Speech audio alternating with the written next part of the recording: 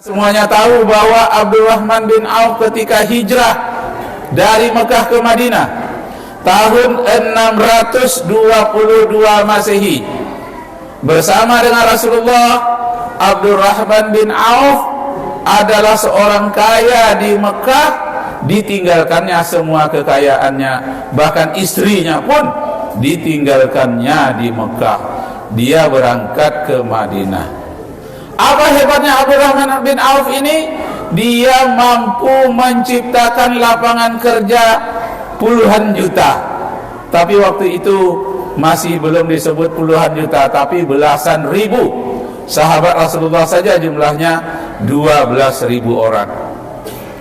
Nah, metode apa yang dipakai oleh Abdurrahman bin Auf untuk mengatasi pengangguran dan menciptakan lapangan kerja?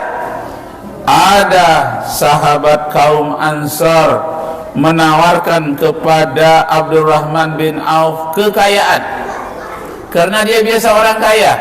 Ambillah kekayaan, dan istri pun akan dicarikan oleh sahabatnya di Madinah. Kedua-duanya itu ditolak oleh Abdurrahman bin Auf. Dia tidak memerlukan harta kekayaan, karena dia punya metode menciptakan lapangan kerja sendiri. Para sahabat bertanya, apa yang engkau perlukan, wahai Abdurrahman bin Auf? Aku adalah ahli menciptakan lapangan kerja, katanya.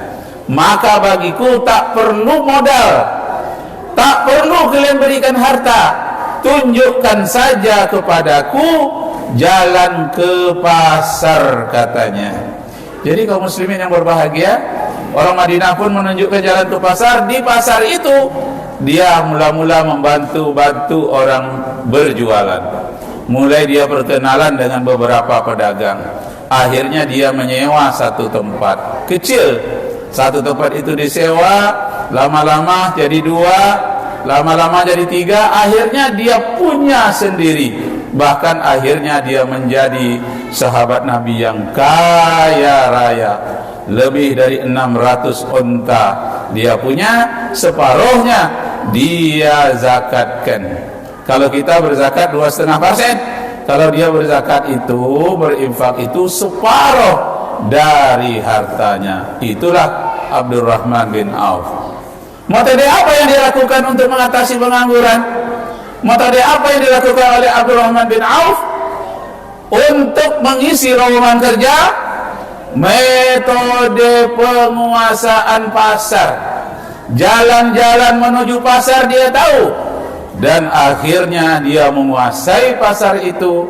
Dan dalam dia menguasai pasar, dia mengharamkan praktek riba, rentenir, bunga-bunga uang.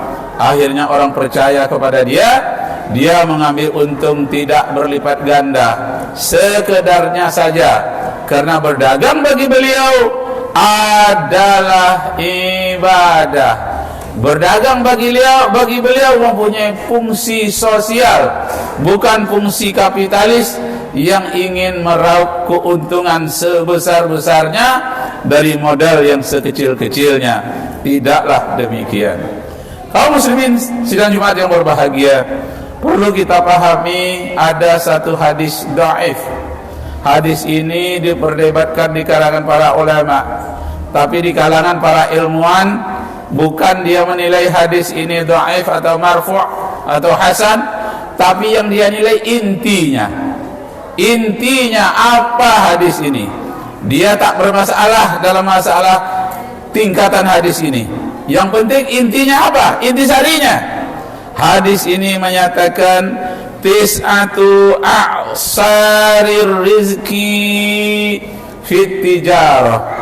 9 dari pintu rezeki, 10 dari pintu rezeki, 9 adalah melalui perdagangan.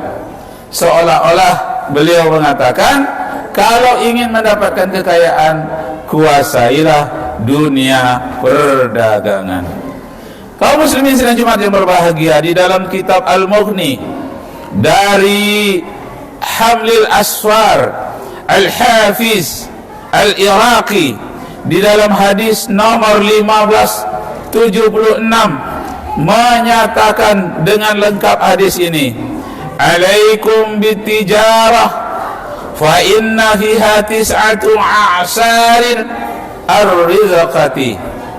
Artinya hendaklah kalian menguasai dunia perdagangan, karena dunia perdagangan itu 9 dari 10 rezeki Allah limpahkan di dunia perdagangan. Hadis ini merupakan hadis marfu', hadis dhaif, tapi diangkat derajatnya karena banyak hadis-hadis lain yang mendukungnya. Itu menurut Abdurrahman Al-Washabi. Kaum muslimin sidang Jumat yang berbahagia, inilah problem yang dihadapi oleh bangsa Indonesia sekarang ini, di mana dunia pendidikan menciptakan pengangguran, perguruan tinggi menciptakan pengangguran kalau tidak diberikan keterampilan. Nyatanya tidak memberikan keterampilan. Karena itu kaum muslimin yang berbahagia, melalui kritik dari Rasulullah sallallahu alaihi wasallam, marilah kita umat Islam yang mayoritas di Indonesia ini, marilah kita memiliki keterampilan menguasai dunia perdagangan sesuai dengan perdagangan di masa sekarang ini dengan peralatannya yang canggih. Manfaatkanlah teknologi-teknologi yang canggih itu untuk perdagangan yang halal, karena teknologi yang canggih itu bisa juga dilakukan untuk tipu daya. Jangan dilakukan untuk tipu daya. Kemudian kaum muslimin yang berbahagia, sedapat mungkin hendaknya di dalam keluarga punya BLK, balai latihan kerja semua. Setiap rumah tangga, kecil rumah tangganya, kecil pula balai latihan kerjanya. Setiap masjid pun harus punya koperasi, harus mempunyai suatu hal yang ada akses ke dunia perdagangan. Perguruan tinggi harus punya tempat pelatihan kerja.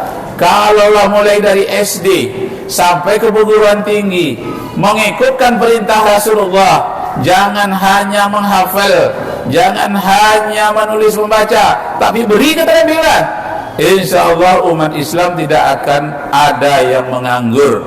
Buktinya 12.000 sahabat Rasulullah di Madinah tidak ada yang menganggur satupun, sehingga Madinah disebut bukan lagi Yasrib seperti dahulunya, bertukar namanya Madinah Al-Munawwarah, artinya kota Nabi yang terang benderang. Munawwarah penuh dengan segala macam cahaya. Kaum muslimin sidang Jumat yang berbahagia,